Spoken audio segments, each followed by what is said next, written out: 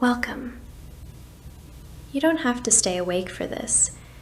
You don't have to remember any of it.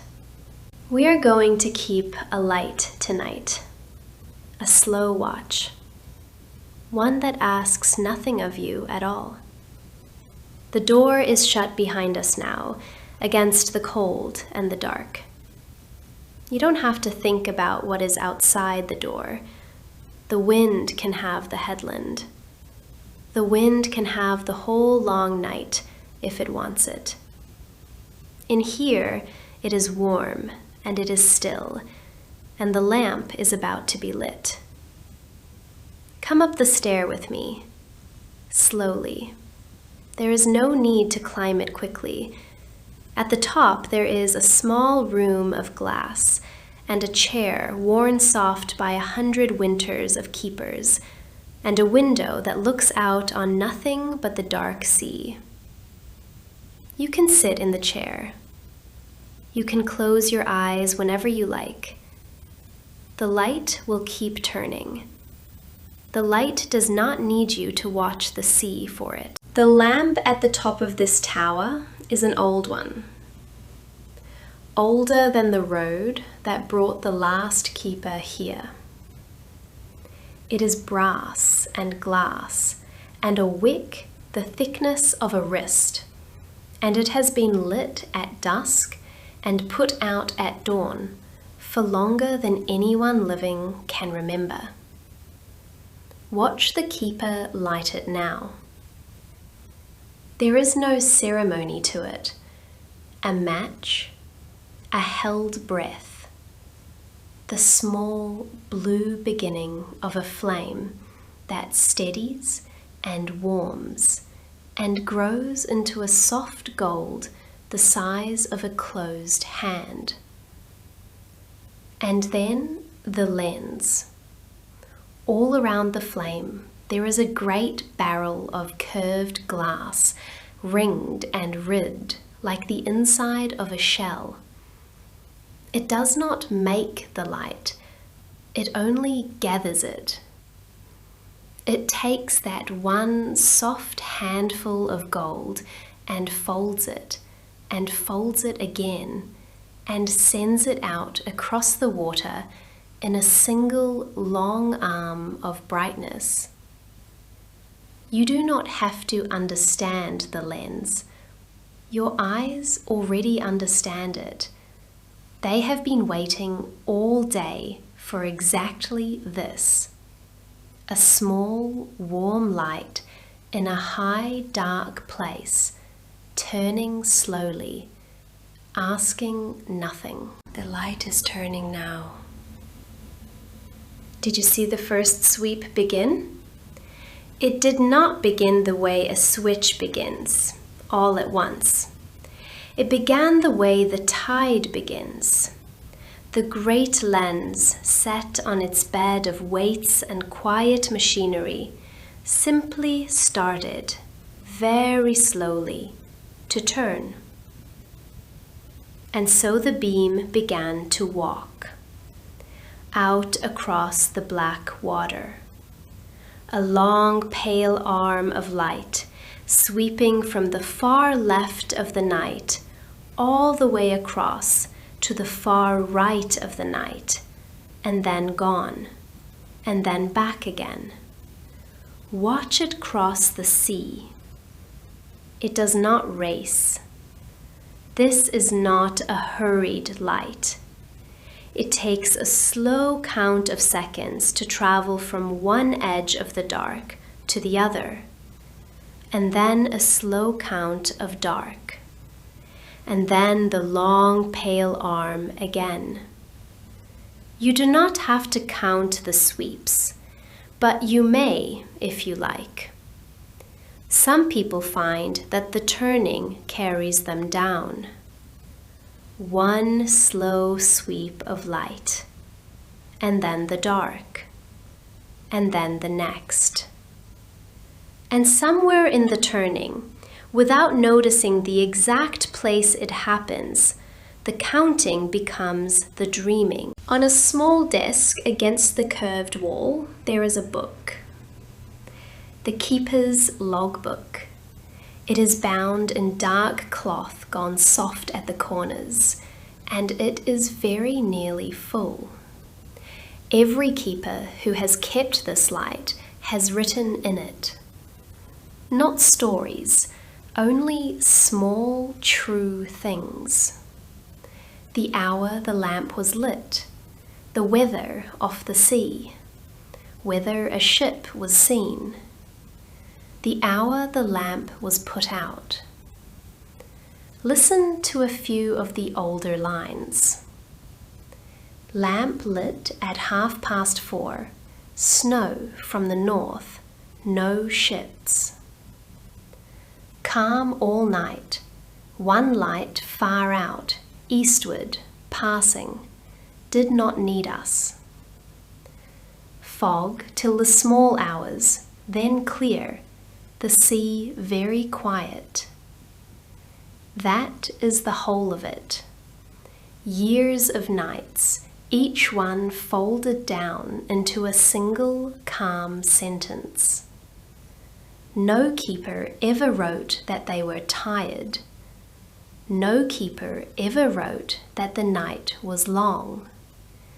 They only wrote what the night was and what the sea did, and whether the light was needed.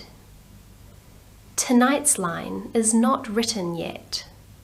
It will be a short one.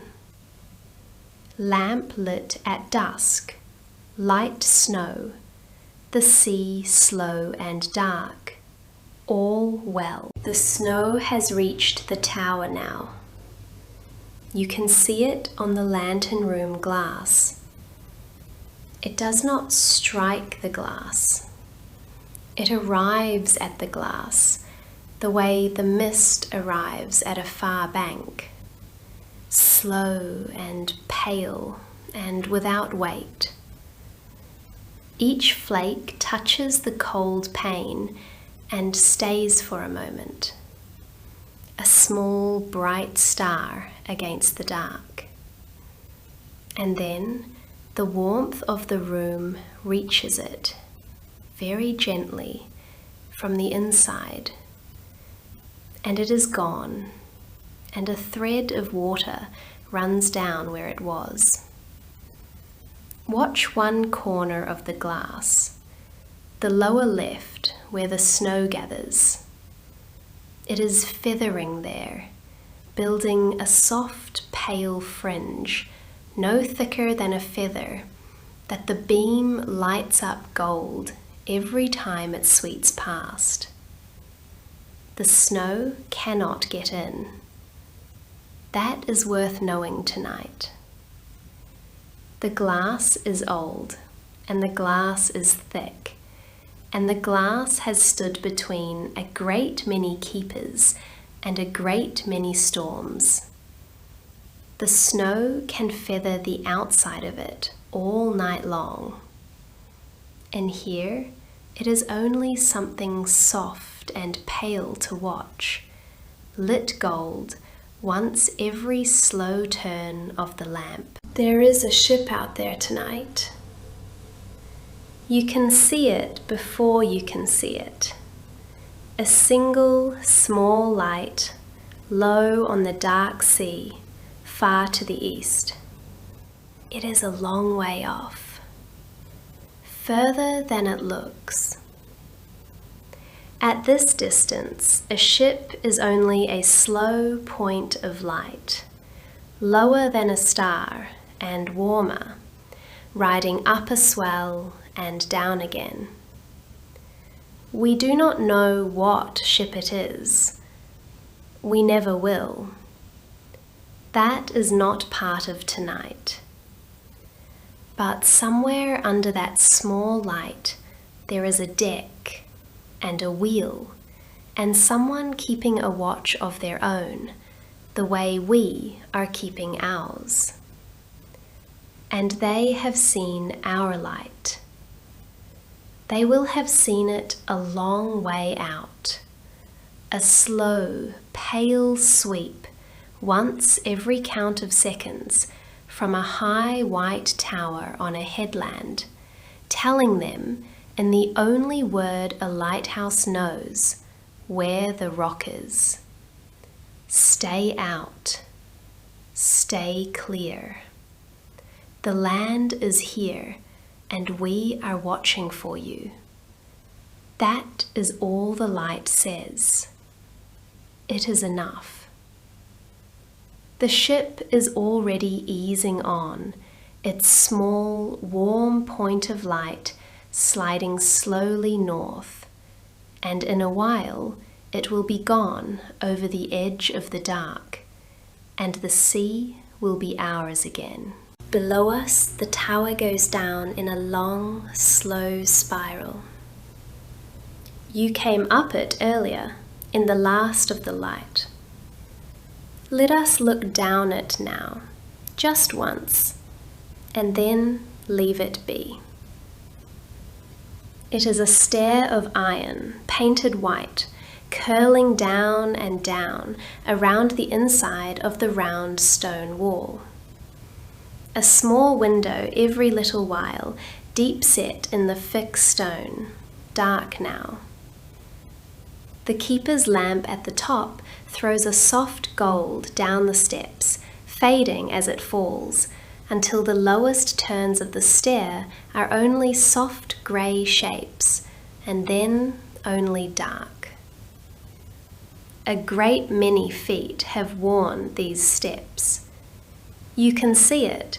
Each iron tread is dipped a little in the centre, polished smooth by keeper after keeper after keeper, climbing up at dusk to light the lamp, climbing down at dawn to put it out. You do not have to climb it again tonight. We are at the top. We are where the watch is kept. The stair has done its work. It carried us up to the warm, high room, and now it can rest in the dark, curling down and down beneath us, holding the tower together, the way it always has. In the small room below the lamp, there is a fire. Listen for it. You can hear it under the wind if you let yourself. The soft settle and tick of a low fire that has been burning since dusk. It is not a large fire. A keeper's fire never is. It is only enough to keep one round room warm and to put a soft orange light on the curved white wall, and to give a watching person something gentle to sit beside through the long hours. Watch a single coal at the heart of it. It is the deep colour of a winter sunset, and it breathes, brighter and then dimmer, and then brighter, the way a sleeping thing breathes.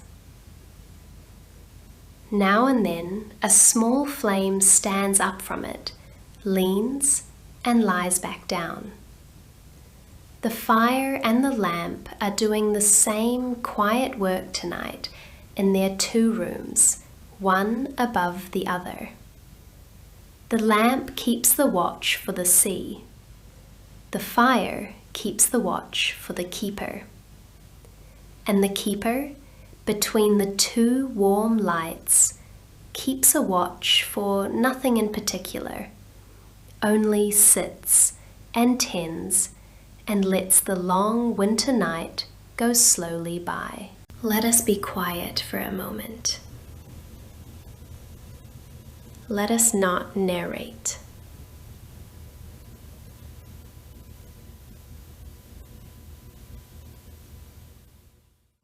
Just the slow turning light.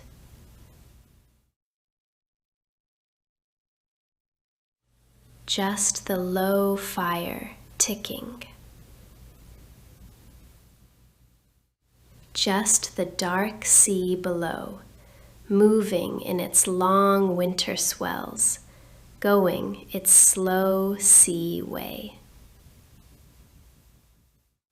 Just you in the worn, soft chair, being kept warm.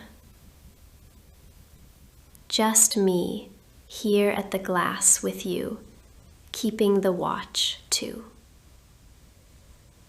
Just the old tower, doing what a lighthouse has always done.